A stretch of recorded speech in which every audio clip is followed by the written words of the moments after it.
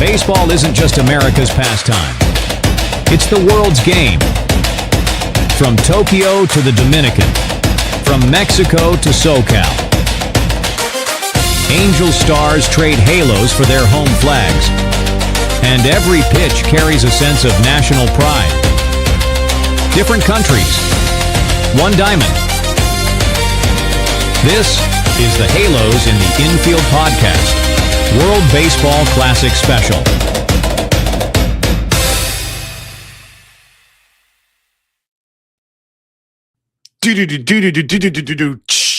The beat goes on, the drums go on as that intro shined. As the so did the Americans on the Halos in the Infield post-game show covering the WBC. The Americans get it done in unconventional ways once again for the second straight night.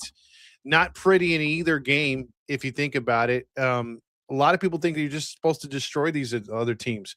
And in all actuality, you would hope that that would be the case. But what happens, at least in the first couple of games here of this classic, the Americans haven't established their dominance as far as hitting is concerned. They've been very patient. They worked over 17 walks against Brazil. And again, that game was way too close. This one was 1-0 for like 4 or 5 innings. 5 innings, actually, after Eaton, I was going to say Adam Eaton. Eaton homered for Great Britain to make it 1-0 on the first pitch off of Skubal, which Skubal, to me, again, I get it. You're playing for a contract. You have Scott Boras as an agent. You got to play the game. The insurance isn't, exactly looking at you. And this is why I think in a way that you need to change things up as in Rob Manfred is an incompetent he's an incompetent commissioner. This dude should be much better at controlling this game. This game and the classic is still cool, but it'd be a lot better if these players were in mid-season form. If this was a mid-season classic instead of just because they could still look. The NBA idea of a mid-season or in-season tournament's pretty stupid. But if you were to steal the idea of putting the World Baseball Classic as a mid-season classic, I think that, or as a mid-season tournament, that would work. But that being said, getting back to Skubal, very disappointed. This is probably the only time he's going to pitch, and it's against Great Britain, which doesn't make any sense. You could have started Kershaw for all I care. And, I rather save Skubal for Mexico. If you're going to use them only once, you could have used them for Mexico. But, I'm not going to say, oh, he hates America or nothing stupid like that and go political. I'm just going to say, you should play a little bit harder. I mean, come on, this tournament only comes around a few years. But he's thinking about his bottom line, so that shows you where his heart is. With that being said, he did get the start, did do pretty good. The scoring after Eaton's home run, Clement would open it up in the 5th inning. Scoring on a wild pitch by Scrub right there. It was 1-1 with the bases loaded. Then Schwarber would hit, or actually it was second and third. Schwarber would hit a 2-run homer after that. Armstrong was at third. It was 3-1. Game still not out of reach right there. Henderson singled to center. Bregman scored. Harper scored on the air. Henderson safe at second. 5-1. Then Bregman hit a sacrifice fly. Judge would hit a single in the 6th inning to make it 7-1. Will Smith would hit a sacrifice fly to make it 8-1. Then Bregman would top it off with a sacrifice fly. Then in the 7th inning to make it 9-1. So a game that looked like it should have been looked like a blowout from the start. Really wasn't. And what this game came down to, believe it or not, this game came down to the movement of an Angels prospect out of, whether it was, look, we only want to throw this guy a certain amount of pitches, or it was just a bad move because either analytics got in the way for Team Great Britain, or they decided, hey, Najee Victor, I don't like him in this particular position after the air. Let's go with another guy. Because look, Victor was cruising, and he was 1 out away from finishing the inning. He threw 30 pitches, 17 for strikes. He struck out 4 in a row, including he got Judge. I want to believe it was Aaron Judge, who was Bryce Harper, and I think it was Adley Rutschman. So those 3 in a row to strike out the side, he was pumped up. You're thinking, and you had, the announcers saying, "Oh man, he's really pumped up." Um, yeah, you got these Angels guys on there, and I'm like, okay, cool. And the Angels should be happy of a guy like this. So I'm like, all right, cool, cool. Um, but then because of an error by the third baseman throwing high, uh, they take him out when he should have finished the inning, and Scrub comes in there and gets nobody out. 3 consecutive hits, all earned. He only threw 9 pitches, did not record an out. That changed the entire game because right there you had right there it was pretty much, with that big inning, it put the game away. Those runs scoring right there, and the Americans go on to win. But I think that's what it came down to, man. I mean, literally the Angels' best, well, not best prospect, but best player, it seems was on Great Britain, and tonight, and he pitched hell. I mean, dude, the sliders, the sweeper, and the changeup, including his fastball, were tremendous, and the Americans were having a hard time catching up to it. And but that was a mistake by them. And then again, looking at this, yes, they scored 9 runs tonight. They scored a gang of runs the other night. I think it was 15 yesterday. But having a day off now facing Team Mexico, yeah, dude. I mean, that's gonna be a back and forth game. This is gonna be a very good baseball game coming up here with Team Mexico, dude. So I don't I don't know, man. It's gonna be a tough one. And they can't pitch lackadaisical, number one. And then when it comes to hitting, they got to do a better job of because again, a lot of these Americans are trying to hit the home run each time. They did work a lot of walks against Brazil, but Mexico's not going to make those mistakes where they're going to be freaking walking everybody and their mom. So you got to get better production. I know they got some, pretty good production tonight versus Great Britain, but this is Great Britain we're talking about. Mexico's got better bullpen, couple good starters, but a better bullpen. Tonight, Schwarber again with a big 2-run homer. He had 2 hits. You had Bregman with 2 RBIs, 2 sacrifices. Judge got in the RBI situation. Bryce Harper got a hit. Will Smith got an RBI and 2 walks. You had, was it 4 hits for Gunnar Henderson, 2 RBIs. You had, let's see, Anthony contributed a hit. Clement had a hit, and Armstrong had a hit. And if you look at it, everybody contributed at least 1 base or 1 RBI. So they did a good job right there, working 7 more walks, leading the overall tournament in most walks, obviously getting help from Brazil. Now getting to the full scoreboard again, and I'll talk about tomorrow's games. Chinese Taipei with an upset win over Korea. Korea took Japan to the freaking brink, or actually not an upset win, but Chinese Taipei right now is leading Korea 2-1 after earlier in the day, or if you want to call it last night, Japan sneaking one away from Korea as Korea almost had the win, but you had Team Trader over there hit a home run, 2 home runs for Suzuki, and Japan would win 8-6. You had Canada all over Colombia 8-2 in their first game. You had Italy blanking Brazil 8-0. You had Venezuela blowing out Team Israel 11-3. And then you had 2 exciting walk-offs. The first one, the Netherlands getting a walk-off home run by Albies as he hits a 3-run shot to end the game 4-3. And then Puerto Rico gets a walk-off home run by Darnell Halmaz. So back-to-back games in Miami Stadium end in walk-offs as Puerto Rico knocks off Panama 4-3. And it really sucks because I want to say that would have been Nicaragua's first or second ever WBC game win. And then Panama has only had a couple themselves, and both teams were only 1 out away from getting those proverbial big time wins. And again, 2 walk-offs in exciting fashion for the WBC, Netherlands and also Puerto Rico. Again, Chinese Taipei is winning 2-1 over Korea late in the 6th inning right there. I'll check in on who's pitching right now, or who was pitching earlier in the game. Let's see. No, it's Hunsun Ryu pitched 3 innings for Korea. That's the only one that I know right there out of those names. There's a lot of different players I'm not accustomed to right there. But with that being said, you got a day off for the Americans. The Americans will take on Team Mexico on Monday. That is a 5 o'clock start over here on the West Coast. You have some interesting games.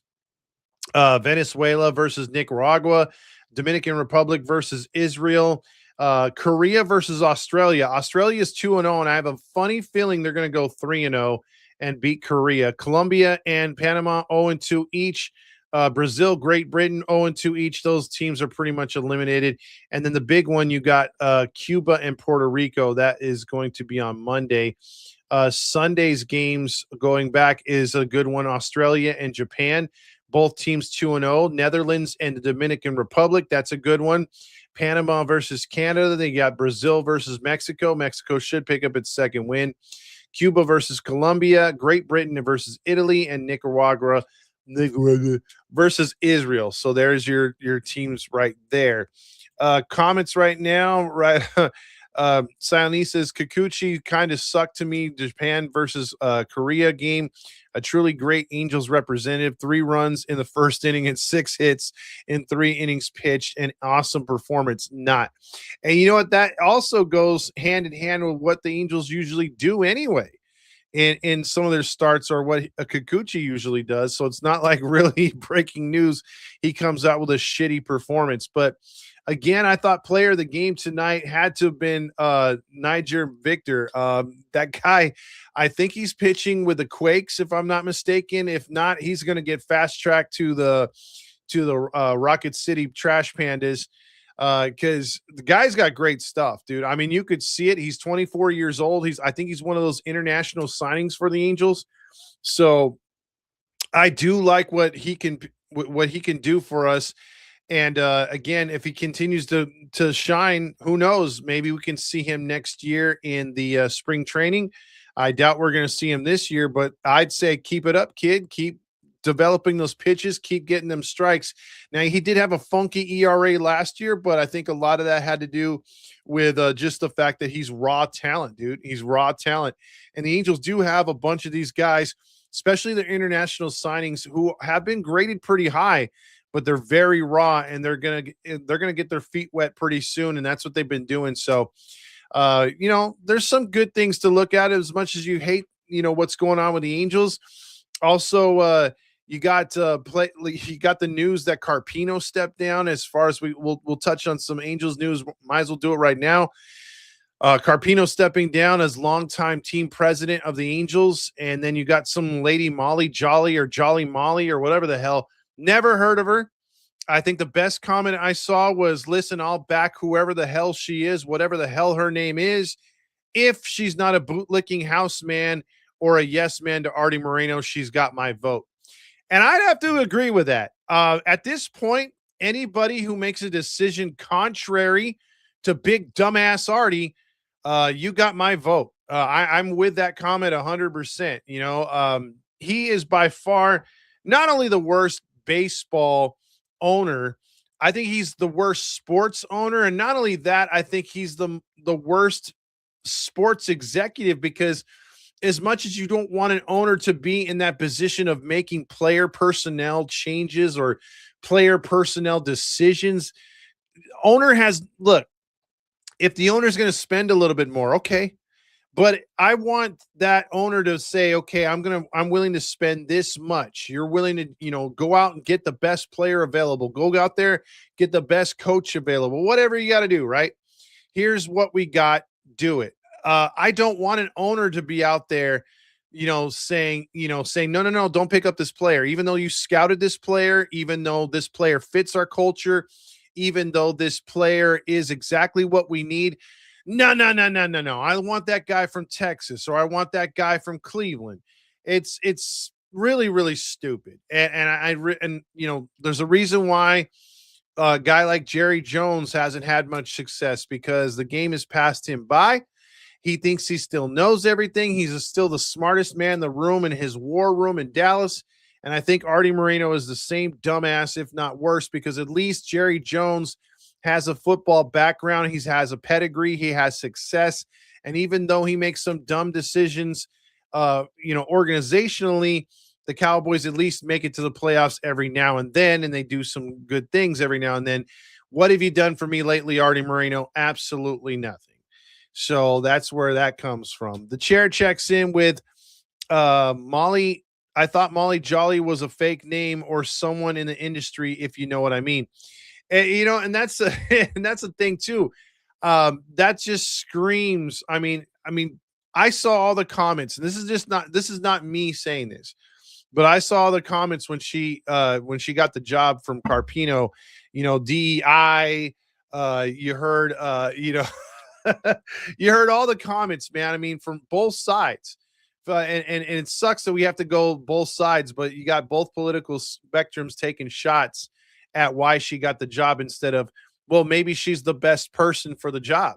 Which again, if you remember, maybe the chair can pull this one out, or Silent E out over there.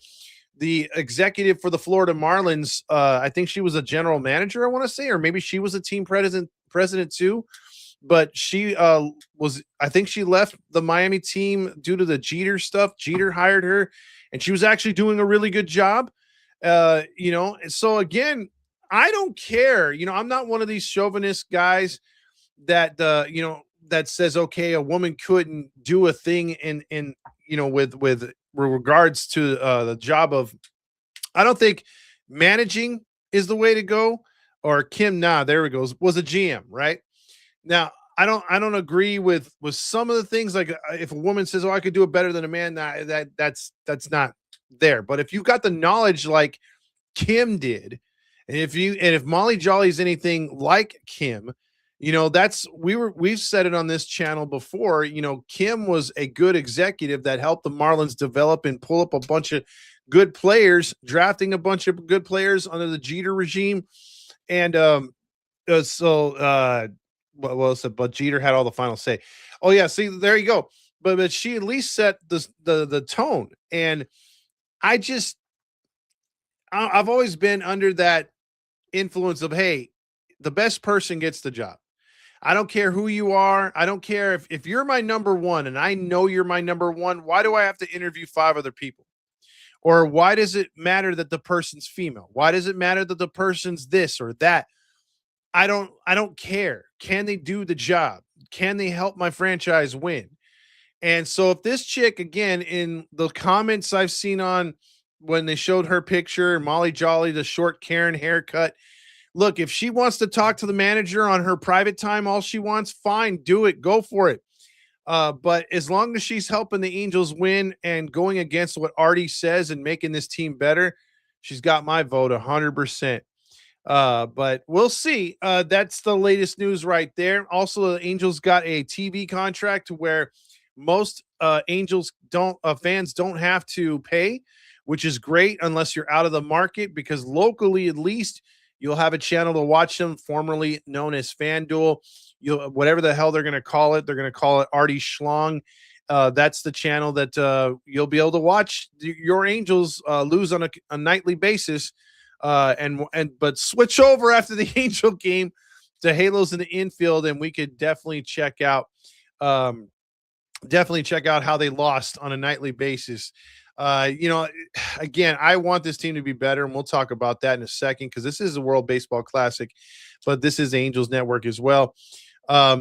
Real quick on the Angels, I do want them to just establish themselves as a contact team, get away from the launch angle. That would be ultra progressive, and that would make a huge difference. So many games were lost last year because we only scored less than 4 or 3 runs, and there was constant strikeouts. We get guys on and automatically they're trying to swing away, and they pop up because the pitcher knows they're trying to do that. It's like they were so predictable, and yet we called them out on a nightly basis, and we could see the teams knew what they were doing. It just sucks. Once, and the Angels will probably be last to the game again, because you look at things when they talk about trends, right? And they talk about how things are, how certain teams will find a way to do something in football or basketball or baseball, and then everyone else tries to model themselves after that progressive team. I guarantee you, if the new thing came out there that, hey, contact is the number one thing we have to do, working walks, staying away from strikeouts, don't do the launch angle, the Angels will be last to come upon it. So right when that trend is nearing its end, the Angels will jump all over it like flies on shit. And then when the next one, they'll be late to the game as well. So yeah, they are doing some archaic stuff with the Angels. I'm just hoping that things are different this year.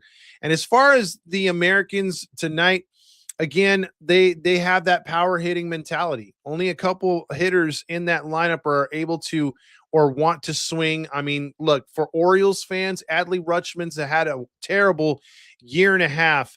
And to see him come out with 4 hits and he looks like he's got a better swing, he's more patient, that's a plus. Hitters like him are going to be exciting for this upcoming season, hopefully. And I hope that the Americans can take a better approach against Mexico. Again, Mexico's not going to mess around. They really want this victory because if they can get anywhere to, and they should, if they beat the Americans, go 4-0, just like if the Americans beat Mexico, they should be 4-0 going into or out of pool play into the bracket right there for the championship. It's gonna, they're gonna have to play much better. I'm just not blown away on how they've played these first 2 games against Great Britain and against Brazil. So show me more, America. I want to see better ball play with this next game here in Mexico. That's gonna, if they pound Mexico and do it decisively, which I don't think they will, but if they do, I'll feel much, much better. But if, obviously if Mexico beats them, they weren't going to go far anyway. I don't believe in it. I mean, listen, you got the biggest jinx on your team, and that's Kershaw. And at some point, they are going to say, hey, we need to give Kershaw a swan song. He's already retired on the, what do you call it? He's already retired as a ball player in the majors. This is his swan song here in the with the Americans. I guarantee you he's going to get some pitching in here at some point. So we'll have a chance to see him possibly give up that home run posture look. So maybe, just maybe, that's what happens here.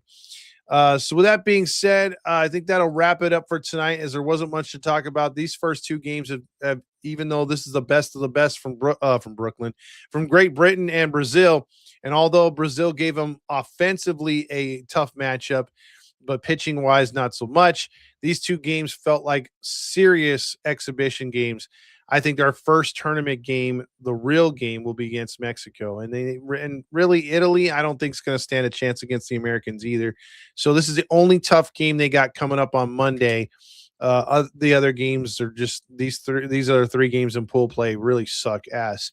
So we'll see where they go with that. I believe the tournament play will start next Friday. Yeah.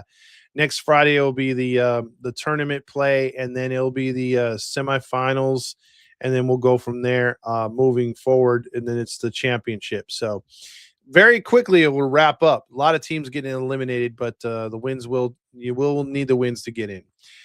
So that being said, catch us on the rebound. The Ducks will play tomorrow night against the St. Louis Blues. We'll have live coverage of the postgame after that game. Ducks looking to go 8-1 on the 9-game homestand. Your first place, Anaheim Ducks.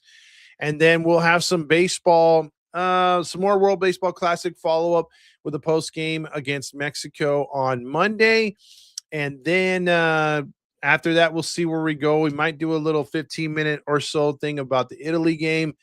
And then yeah, we're wrapping it up, and then we're going to go full on Ducks. And after the tournament and Angels, we'll start doing our post games. Probably break into one of those Dodger Angel post games. Probably the second to last one. The last one they really don't play anybody, but the first 2 preseason games they do. And so we'll probably pop in with our first post game of the year, and then just talk a little bit of Angels.